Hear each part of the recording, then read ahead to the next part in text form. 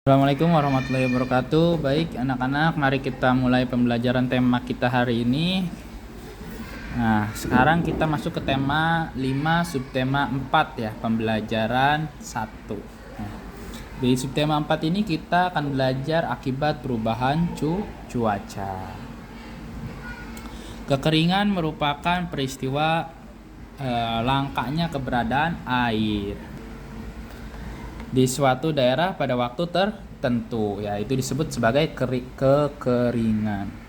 Nah, salah satu penyebab dari kekeringan di Indonesia itu antara lain seperti musim kemarau yang terlalu lama. Ya, musim kemarau yang terlalu lama itu menyebabkan sumber air semakin sedikit persediaannya, sementara untuk penggunaannya tidak berubah ya. Jadi penggunaannya tetap, tetapi sumbernya semakin menipis atau semakin dikit ya. Ketika musim kemarau panjang itu membuat persediaan air tidak cukup bagi masyarakat ya. Nah, masyarakat itu harus mencari ke tempat yang lebih jauh ya, mengantri ya. Untuk apa? Untuk mendapatkan atau membeli air ya. Pernah lihat nggak ada yang mengantri air bersih? Pasti kalian pernah lihat kan? Ya. Nah, oleh sebab itu kita sebagai masyarakat ya, itu harus menjadi pengguna air yang baik. Jadi jangan dibuang-buang airnya. Jangan sampai di tempat kita banyak air tapi kita membuang-buang airnya ya. Kita harus berusaha menghemat air sebisa mungkin. Nah, kelangkaan air akibat kekeringan menimbulkan berbagai dampak bagi kehidupan manusia ya. Ini sebenarnya udah Pak Ahmad jelaskan ya beberapa minggu yang lalu di kelas ya. Nah, kita hanya mengulang sedikit nih. Pembelajaran 1 itu kiat menghemat air bersih ketika musim kemarau ya. Siapapun pasti akan memerlukan air bersih. Karena apa? Karena air itu adalah sumber kehidupan bagi manusia ya. Kalau tidak ada air, maka kehidupan ini akan terancam ya. Kenapa bisa terancam? Manusia membutuhkan air, tumbuhan membutuhkan air, hewan membutuhkan air.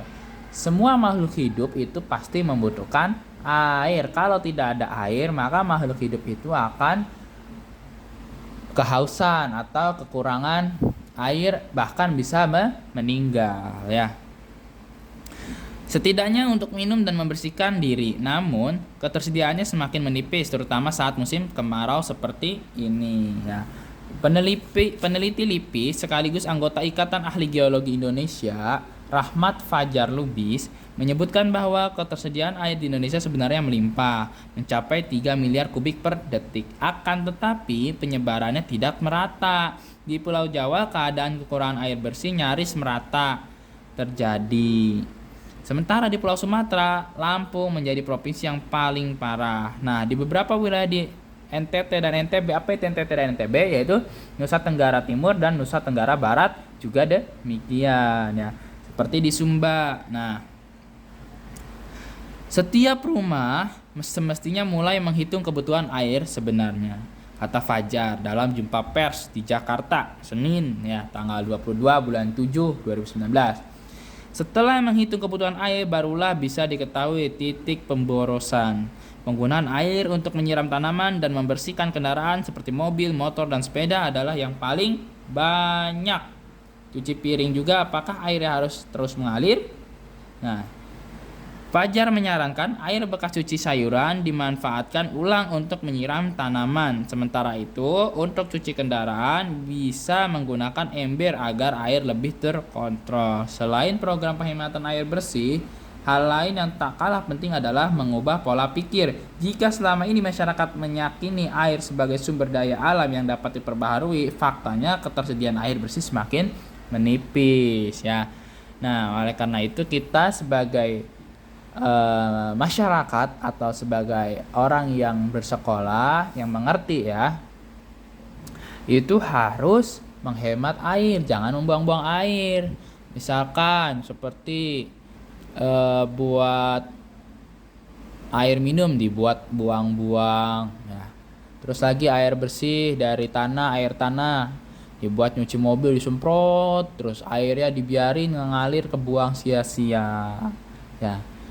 Oleh karena itu, kita harus lebih bijak dalam menggunakan air ya. Nah, sekarang kita lagi musim penghujan nih. Air dari atas turun ke bawah itu disebut hujan ya. Itu bisa dipergunakan untuk kita ya, bisa kita masak lagi ya. Bisa kita buat cuci piring, bisa buat menyiram tanaman ya. Jadi kalau ada hujan tuh kita bisa, kalau kata orang Kali Ulu mah, kata orang Cikarang mah bahasanya nadangin, tahu nadangin. Nih apa, air hujan tuh ditadangin gitu pakai ember, pakai bak gitu ya. Nah, kembali ke teks kita. Jumlah air yang dihasilkan tetap, buktinya curah hujan 100 tahun terakhir sama saja. Tetapi kebutuhan terus meningkat, sementara kualitasnya semakin menurun, kata Fajar. Nah, bila sudah menyadari air bersih sebagai sesuatu yang berharga, orang akan lebih mudah diajak untuk menjaga sumber air. Pendekatannya tentu disesuaikan dengan kondisi masing-masing daerah. Jakarta itu punya 13 sungai, tetapi tidak pernah dipakai sebagai sumber air bersih. Malah dipakai untuk mengalirkan sampah ke laut. Nah, ini yang paling kita sayangkan ya. Sungai itu bukan tempat untuk membuang sampah. Oleh karena itu kalau ada orang yang membuang sampah ke sungai, alangkah baiknya kita tegur ya. Tegurnya baik-baik, Pak, Bu, jangan membuang sampah ke sungai, karena sungai itu bukan tempat pembuangan sampah. Ya. Kenapa kita tidak boleh membuang sampah ke sungai? Satu, penyebabnya nanti banjir. Kedua, air sungai jadi keruh. Ketiga, nanti sampahnya menumpuk di laut yang akan mengancam ekosistem laut. Nah, kalau kayak gitu nanti bumi kita lama-lama akan rusak ya. Oleh karena itu kita harus menjaga lingkungan kita agar terhindar dari kerusakan ya. Nah, selanjutnya, keragaman adalah suatu kondisi dalam masyarakat yang terdapat banyak perbedaan seperti suku bangsa, ras, agama, keyakinan, sosial budaya, ekonomi, dan jenis kelamin. Ya, udah ini udah kita bahas keragaman ya. Apa sih keragaman itu? Suatu kondisi dalam masyarakat yang terdapat banyak perbedaan ya. Suatu daerah dengan daerah lainnya memiliki berbagai perbedaan dalam kehidupan sosial budaya. Apa sosial budaya itu? Ya, dari cara bersosialisasi, dari budayanya pasti berbeda. Antara suku Sunda, suku Jawa, suku Batak, ya pasti berbeda. Nah, itu adalah keragaman ya. Faktor lingkungan yang mempengaruhi kehidupan sosial budaya masyarakat di daerah tersebut ya.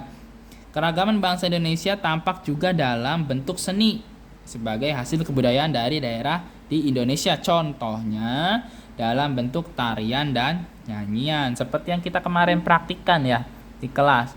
Kita menyanyikan lagu dari daerah Provinsi Jawa Barat ya. Nah, hampir semua daerah atau suku bangsa itu mempunyai tarian dan nyanyian yang berbeda-beda. Begitu juga dalam hasil karyanya. Setiap daerah mempunyai hasil karya yang berbeda-beda dan menjadi ciri khas daerahnya masing-masing.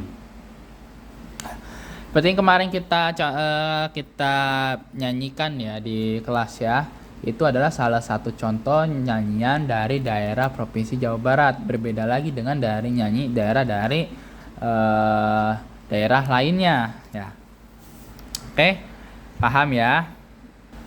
Oke, kalau sudah paham silakan kalian di sini aja ya, nomor 1 sampai 5 latihan di rumah ya. Untuk koreksi subtema 3 nanti ketika kalian masuk kita koreksi subtema 3 ya, untuk teruskan esainya ya. Oke, sekian dari Pak Ahmad. Assalamualaikum warahmatullahi wabarakatuh.